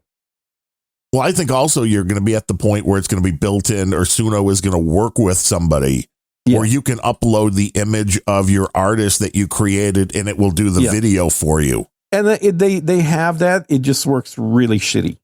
Yeah. Well, they have to get WAN 2.5 because it's getting there. Yeah. It will definitely get there to where, because that's obviously the next thing is after getting this stuff released. And now I'm working on a male artist avatar. We'll do an album for him. Then they'll do a duet album. And it'd be cool that at some point I can have actual video of these guys. Here's what I want. I want you to give me access to this for a couple of days. Mm-hmm. I'll create a couple songs. You create a couple songs, and we'll pick 2 obscure pop songs from artists that people wouldn't know. And I'd like to see, like, can people tell what's AI and what is actual human pop music at this point? Mm-hmm. I think that'd be interesting. Yeah. I don't think the average person can tell. And that it's mostly due to the fact that pop music, just even most music, I go beyond pop music. Most music is so processed right now that you don't need to make AI sound analog, because normal music doesn't sound analog. No, it's completely computerized. Yeah, and that's why I was explaining to somebody that, like these days, a singer's job is really about 10% of the work involved in what comes out on an album. It's gotten to be a smaller and smaller percentage because more and more is done in post. Well, yeah, I was watching a few of these Phil videos from the Wings of Pegasus. Mm-hmm. And it was funny because the Joe Walsh was on Daryl's house, live from Daryl's house, a long-running series, Daryl Hall. And the little interview part was talking about how he hated all of this technology when it comes to music. And then they do the performance, and the Phil dude goes in and shows you on the meter how the Joe Walsh vocal had been completely tuned. Mm-hmm. Mm-hmm. And he's like, do you think Joe Walsh knows this? He's like, I don't think he does. No. And it's like, this is kind of interesting with how just prevalent this is. Because human beings do not hit the note exactly, ever. This is exactly right. and this was my comment too, is one of the songs I made, which is a Dutch version of another song that I made, and I sent it to Adam and I sent it to Tom Tomsky, who are, both obviously speak Dutch. And they both kind of poo-pooed it for different reasons, which I would expect of people that speak Dutch. But the interesting bit is I made it in the style of music that was in the 1967 Eurovision Grand Prix. Now, that may not mean anything to you and most Americans. It does not. Eurovision is sort of like the big once-a-year pan-European music competition. Yeah, Adam talks about it. I know what it is, but I wouldn't know what the 1969 in the U.S. that actually watch it. Wow, you're riveted. I'm in a small group there. Yeah. Most people don't watch it. I always root for Ireland, man. Yeah, I bet you do. You and Ben both. And anyway, so I included a link to there. You can watch on YouTube the full video of the 1967 Eurovision Grand Prix, which Grand Prix just means grand prize. It's literally just like, it's not an auto race. Damn. Yes, of course it's an auto race. So in there, if you listen to all the singers, and these are supposed to be like the best singers of the year in Europe, right? They all sing off key. Every single one of them. They're good, but they're worse than the average singer currently because everything has been auto-tuned. Right. And you're used to it. And when you hear nothing but auto-tuned music, your ear gets very used to hearing perfect pitch. Yes. And when you hear somebody that doesn't have perfect pitch, as most singers don't, without the auto-tune running, you're like, oh, I don't know, man. That person doesn't sound very good. Oh, yeah. Because the human element is gone. That's the Phil dude had a that's video. That's why a lot of concerts that are played are pre-recorded. Yeah. Or they're doing it with technology on the fly now where you can do the auto tuning. But yeah, but why bother? Because that's risky. Just lip sync. Well, lip syncing's risky too. Lip syncing's only risky if you're not wearing headphones. If you're wearing headphones and you know when the lip syncing breaks, you should probably stop pretending like you're lip syncing. True, and the headphone should be giving you cues on like, move. Which that was, you remember Ashley Simpson? Yes. Saturday Night Live was the big fail to where she's performing. Nah, she's lip syncing. Then you had the Milli Vanilli era where they were never singing. Exactly. Yeah. Mm-hmm. Certainly Mofo wants to know if Amy's available for church events. Well, she's a germaphobe. A lot of people don't know this about Amy. So she can only do church events remotely, but you can pay her. And then she'll do church events remotely. Yeah, from Zoom. Probably arrange something. Yeah, it'd be a great $5,000. I don't know if I mentioned this. I'm also her booking agent. Yes. So. Yeah. Okay. $5,000 for a 1 hour performance. It's very reasonable. No, $5,000 is doesn't get you an hour. Are you kidding? Gets you a half hour. Charges way more than that. This is the new business model that Gene has gotten into. But I do want to thank, speaking of the business model, I do want to thank a few people for today's show, including Make Goods, because on the last show, I didn't realize that we had skipped 2 shows instead of 1 show. Oh. And then we skipped another show last week. So we technically have stopped skipping all those shows. 3 Mark Kodra 333. So he's at $9.99 for today. Well, that's pretty good. He should keep doing $9.99 then. And Scott Gorman had 3,250, so he's at $750. I can do the math. Nice. But thank you. I didn't realize, again, for whatever reason, didn't think we had skipped 2 shows. I think you pissed off CSB with saying he's the one that bumped us off the stream. Probably. But he always gets mad. And he does get CSB, I literally, this isn't like an exaggeration when people say it. Every other person that sends in Satoshis or donates money just says, thank you, great show, maybe has a message. He is the only person that demands to have an ad read for exactly what he puts in there. And it's like, not going to do it. No. That's why I told him about just the good old boys. I'm like, dude, if you send money, it's because of what we did that you enjoyed. It's not because you're buying a fucking ad. Exactly. We are not ad shills unless it's $5,000 and a lot more money. Right. Yes, then we're ad shills. $5,000 minimum ad buy in any of these programs $5,000 would get you an ad. Would get you a minute at least. Mm-hmm. But thanks to Mark and Scott for those. And C. Brooklyn came in with 1, 2, 3, 4 last week around showtime and just said, hey, and then, we didn't do a show, C. Brooklyn. And Ned came in with 1,000 during this show and says, this is like listening to Taylor Swift describing ice sports. Does Taylor Swift know anything about ice sports? I mean, she was born in Pennsylvania, maybe, but she says no. Maybe. She says she knows born nothing. In Pennsylvania or born like on the border of Kentucky? No, in Pennsylvania. Her family owned a Christmas tree farm. Oh. And then she moved down to Nashville for the music thing. And there's a whole class, a whole breakdown, which I thought was interesting on Taylor Swift's way of speaking and how it went. You know, when she was doing the country thing, had a lot more of the country twang. More twang. Mm-hmm. Now it's very much her voice is lowered and is a much more serious artist now that she's made $1 billion. Yeah. Serious artist. Right. But you can interesting when you see people have their type of speaking change. And I understand it because I don't think my sister would, when we went to the NASCAR races back in the day, if we were around people that were speaking Southern, it's hard not to want to do that. It's, you know, it's like you're not doing it to be an asshole. You're not doing it to make fun of the way they talk. It's just kind of like you want to fit in with the person that you're talking with.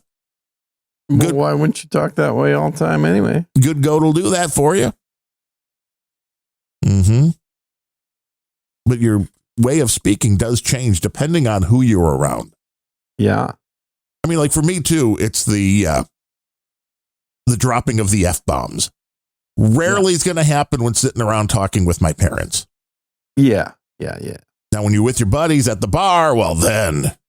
A little more, yeah. If I'm doing a podcast with Bembros, well, then you got to keep up. Whatever happened to that guy? I think he retired. Yeah, I think his job is just blocking people these days. I don't blame him. It's way easier. But if you want to help support the show, and you should, when we do the show, it's a damn good product. Where else are you going to find out about all the things in the AI world?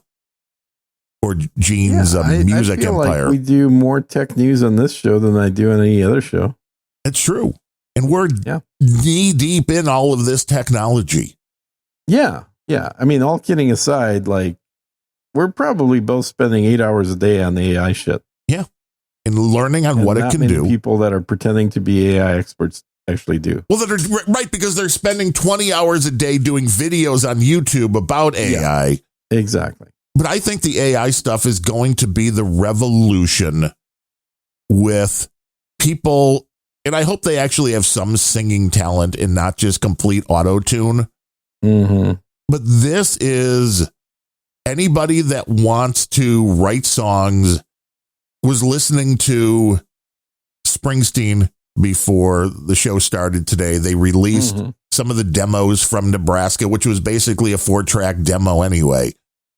But it occurs to me that like back in the day, it was really Tascam 4-track recorders back in the day. I do too. The technology on those was freaking awesome too, except for the fact that because it was also high quality compared to normal audio tape. Oh yeah. Well, because one, you were using the Maxell XL2s or something quality and you were running it at twice the speed. And a lot of people don't understand audio. The faster you run the tape, the more of information you can put on there. Yeah, the more bandwidth you get. So you definitely want to do that. But for everybody that was like, hey, I want to sound like I'm a singer in a band. Back then, you either had to be able to play a bunch of instruments, or you had to be in a band. Yeah. Now with the AI stuff, you can have that do your backing and you do the vocals. Oh, totally. Yeah. So it's not like it's only for AI. The most interesting thing I've ever seen with the AI was a dude on YouTube who took his mandolin and played a little tune and uploaded it, and it gave the whole backing for that mandolin track. Yeah. I'm like, now that's freaking awesome. You can now. It is very good. It was very good. You could keep up with key changes and everything.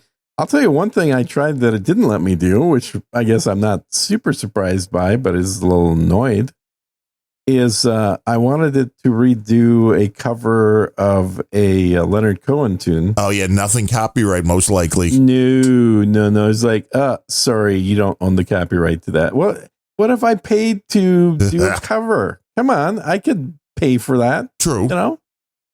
The interesting thing there shows with the AI also, it shows long before AI even, these Shazams or whatever they called it, the ability for a small snippet to match a song in real time is weird still for me with the amount of songs that are out there. Yeah. Well, it's easier now than it used to be even, because all the songs just embed basically barcodes inside the songs at a super high pitch. And you're just listening. It's like hey, you know that thing you printed out. It's just a signal. It's just like you're seeing a 3D barcode inside of an image. It's just really small. So you can't do cover tunes on the AI. No. And I'm going to email him and ask him, like, okay, I've got the license. I bought the license to do a cover. How do I actually do it with your system to not block me? And they'll be like, we can't. We don't know how to do that. We don't know how to not block they probably will say, oh, we're working on it. Right. Can't do it yet. Well, that'll be a feature that'll be another $50 a month. Automatic. Like if I put in the lyrics of a Leonard Cohen song, it'll say, would you like to buy a license to do this song for $125? Now, what happens if you put in Sloop John B., which is in the public domain, but covered by the Beach Boys and others? I wonder, we should try a few of those to see. Yeah. Because it's like, well, it's public domain. So that while their performance was copyrightable, right, the song itself is not. And I'm asking you to change the performance. And they have changed one thing. Like I remember you used to put in an artist's name and they would just come back with, we can't replicate an artist. Right, because it's too close. I've been putting in a number of artists and it's doing it. And it should, because it should be something that it understands. I want something like Tom Petty. You know, in the vein of Tom Petty. And especially if you say Tom Petty and Taylor Swift, give me a mix up. I then or Frank Sinatra. Right. Nobody better than Frank, man. Yeah. And it could still do stuff that sounded like Frank when it wouldn't do Frank. You just have to describe what Frank sounds like. Right, which is another AI entirely that you feed in the audio and say, describe this to me. Yeah. Right. And I've had fun with this with a couple of AIs where it was refusing to, and ChatGPT, of course, because that is the biggest bitch when it doesn't want to make things. I was trying to reproduce album covers, but with the AI.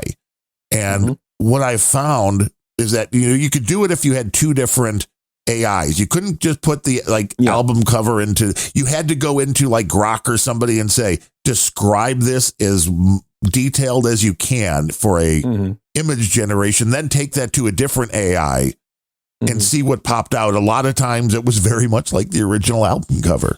But it's like a lot, the things that it doesn't want to do are sometimes very weird, which as much as everybody's making fun of, it's the ChatGPT and the erotica. It's like, again, this is a good thing to me where you could say, hey, I'm an adult, take off the guardrails, no matter what they are. Guardrails do nothing for anybody. Get rid of the guardrails. Nobody wants them. But and weren't you just saying, like at the beginning of the show, how I can't believe parents let their kids get on the internet? Right. They should be the guardrail. So the AI, the parents shouldn't let their kids play with AI? If they are adult enough, sure. But I don't think they should be on the internet, so I don't think they should have the AI. I certainly don't think. What if it's a local AI? That really any different? I mean, there's an AI in my phone. What do you call it? I try not to. I mean, I guess you can do all of the guardrails yourself then if you really wanted to with the local AIs. Yeah. No, I don't think there should be guardrails personally, but I think that the problem is that guardrails exist to pacify people's fears about somebody else. Like nobody wants guardrails for themselves. No, of course. But everyone has different degrees of how much other people need guardrails. Right. I mean, because people can't wrap their brains around with these AIs, and there are the ones that have the ability to answer questions via text or voice. Yeah. They also have the ability to do image creation. Well, you have to understand that it's the exact same AI that your child might say, hey, make me a coloring book page of a unicorn.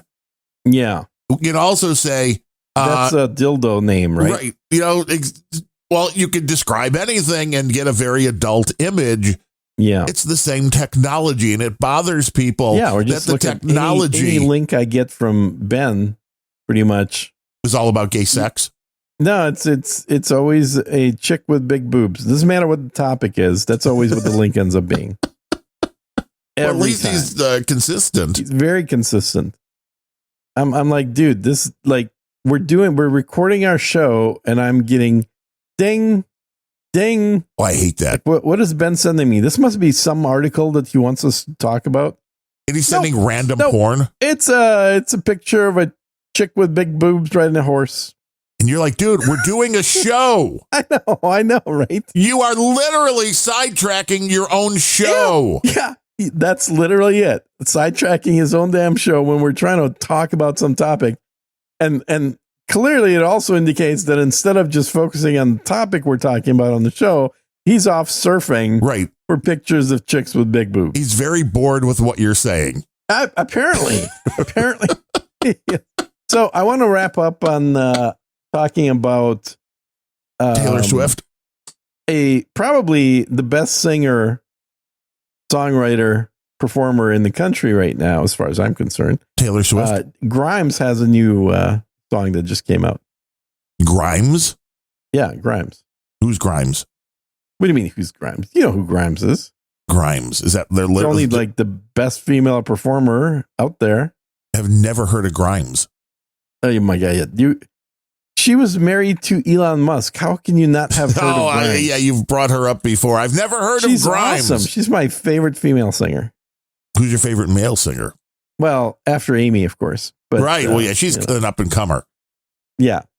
But Grimes is like the OG. I mean, I can't even find Grimes on the place I download everything. I sent you links to Grimes music before. I see David Grimes, Curtis Grimes. Oh, there's one Grimes from 2012, Visions, Electronic Dream Pop in Diatronica. Is that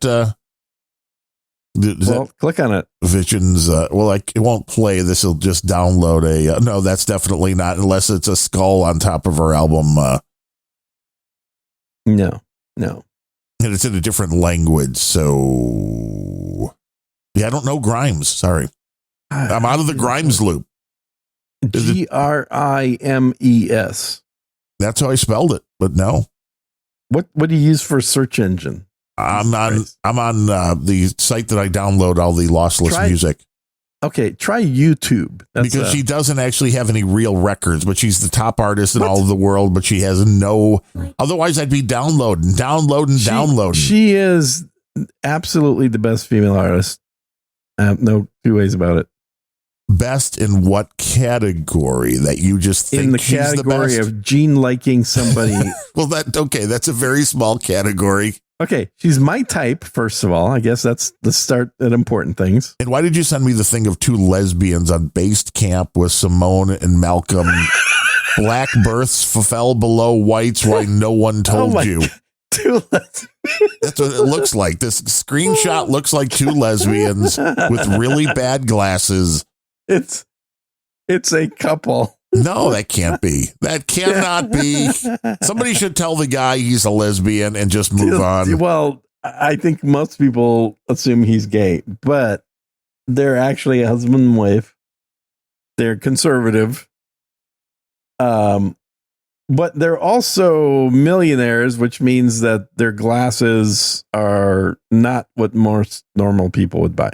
True, because there's something about once you have way too much money, you have to go to fashion. Nobody in their right mind would buy. They're like, they're like, glasses that were designed by Andy Warhol. Grimes 1.36 million subscribers, and there's some kind of anime thing at the top.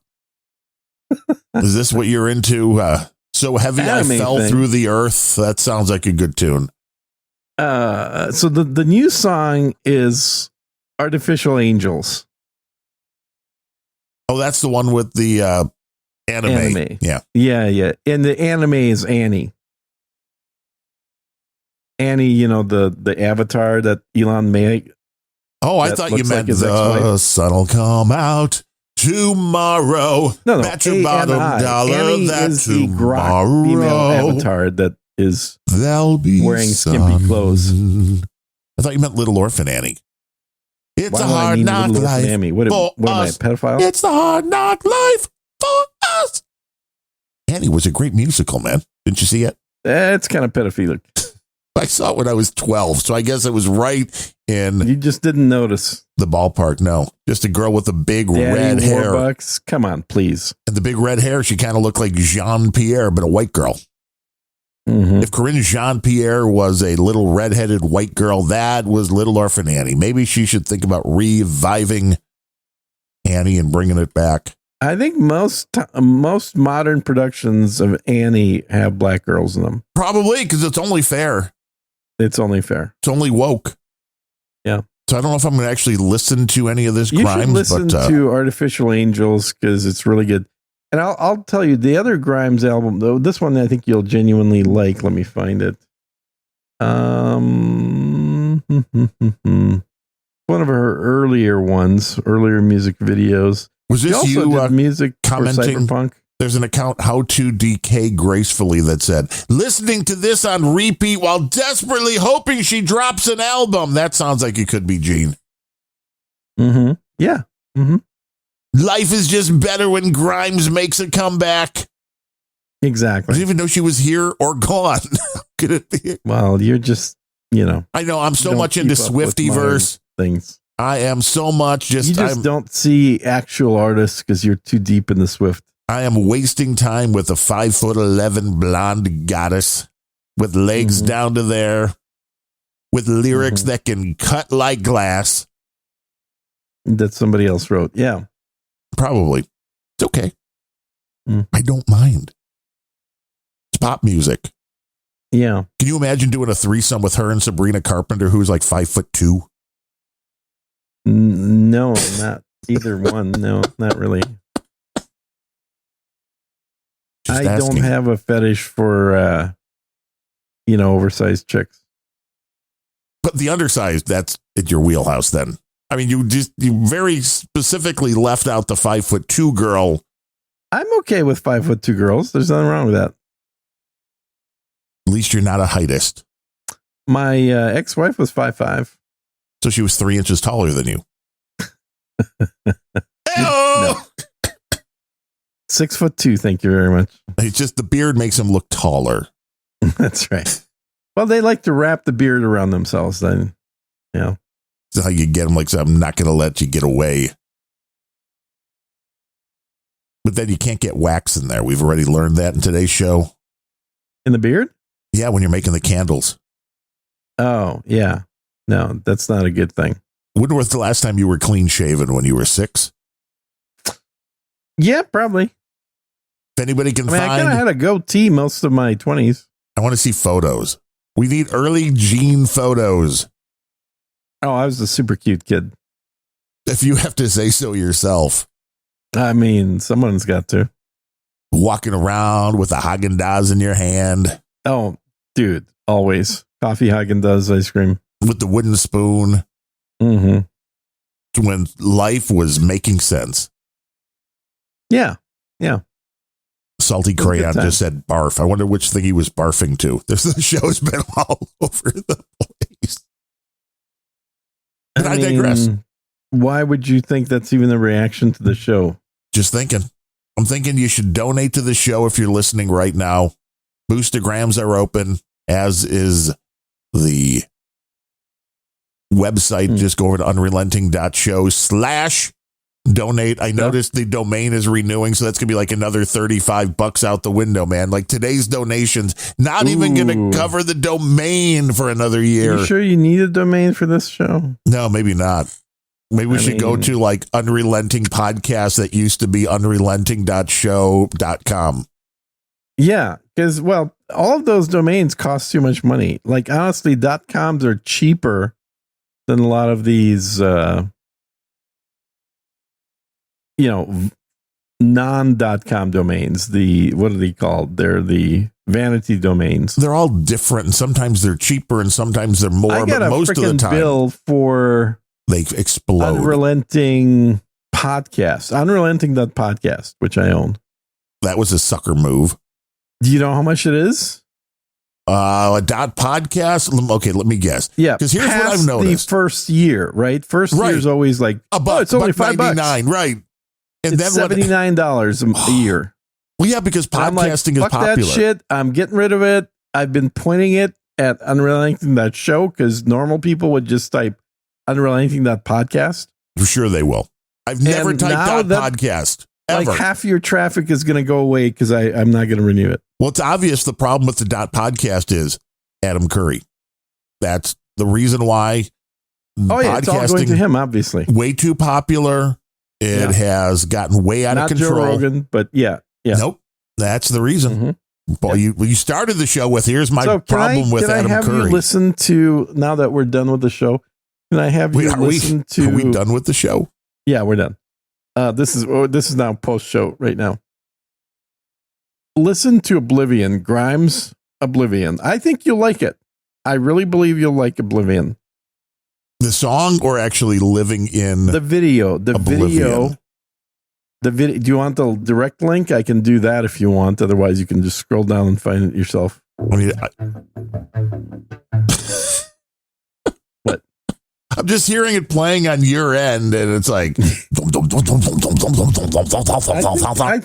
I really believe that you will. 4 minutes and 12 seconds. The sound and maybe not the video. I like the video because I like Grimes. I think she looks hot. Gene cut the show short to do this. Not for everybody's taste. But when the show's done, we're just talking about watching videos at this point. Now it's a big... Okay, why is there like big burly men lifting weights without their shirts on? Now I see what you like about this. Don't worry about it. Because then there's at least motocross. We got motocross going. I have no problem saying I like Grimes. Just watch the damn video. You'll like the music. The music is very good. Oh my God, is her voice high? Yeah. That's so processed, she may as well be an AI. Well, some people claim that she has always been an AI. Now, is she a real person that we know she's real, or is this whole thing? Well, she was married to Elon. She had. Yeah, but that doesn't mean she's a real person if she was married to Elon. She had 2 kids with him. Okay, well, then she's probably real. Mm-hmm. Unless he really figured out the whole AI thing. Artificial child thing, yeah. Mm-hmm. Now there's cheerleaders that are gyrating around. That seems a little pedio. Yeah, you need to be listening, not just watching it. But I have to comment because I want to talk about the crazy things I'm seeing on the. You should listen because I think it's great. It like that. That to me is straight out of the 80s, late 80s. It's that late 80s sound. I don't think it is. I think it's still a little over. I mean, it sounds. I mean, it kind of has the Casio sound, I guess. Yeah, that's exactly it. Was this made off of a Casio? Like, yeah, yeah, it was. Yep. I mean, the voice is just too high. No, it's not. It's perfect. It's in the right pitch range where people can hear it. Unlike your voice, which is inaudible. She's like a pixie, man. It's like she's perfect. La la la la la. Yeah, just like that. Just like that. I mean, we're gonna fix that in the post. So it'll be great. If anyone, not that anyone would be listening because the show's over by now, but just go to Grimes and then the song is called Oblivion. I think it's Honestly, that's from like 15 years ago. But I like her current one too. I've always been a fan of Grimes. It's something that yet another thing that Elon and I have in common. Grimes or Taylor Swift, tell us about it when you boost or like that or subscribe or smash that like button. Or what do you do on X? Oh, yeah, you retweet or reboost or like so you can get our algos going. And buy my album, which Darren will have a link in the show notes for. You have to give me the album. Like, what is it, $5? It's on everything. It's on Spotify. It's on Apple Music. It's on Amazon. It's available everywhere. Are you trying to game the system? Did you let everybody know that this was an AI artist, or are you doing the don't need to. Wink, wink, nudge, nudge? It could be real, might not be real, might not be real, could be real, could Totally be real, might not be real. Absolutely real. Look at her. Does she not look real? I mean, kind of, but it's AI. They always look real, man. That's how they get you. That's how you get catfished. It's not catfishing if you like it.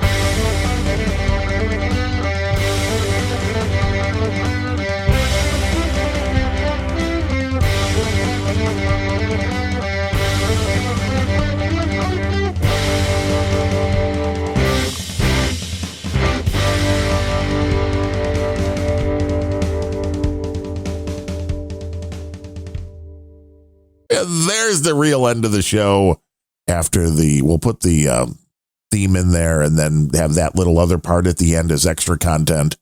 If you're on the Mighty No Agenda stream, though, it should be Adam and Dave. Yeah, ask them for stats for 7 days, will you guys? We want the 7-day stats. We need the 7-day stats. Podcasting 2.0, and then hang out with us on Sunday. Big celebration. No Agenda turning 18. Can finally vote. Legal. Well, yeah, but from what you've told us, the girls were doing way worse things way before 18 now. So I'm not saying a damn thing about anybody under 18. Later, everybody.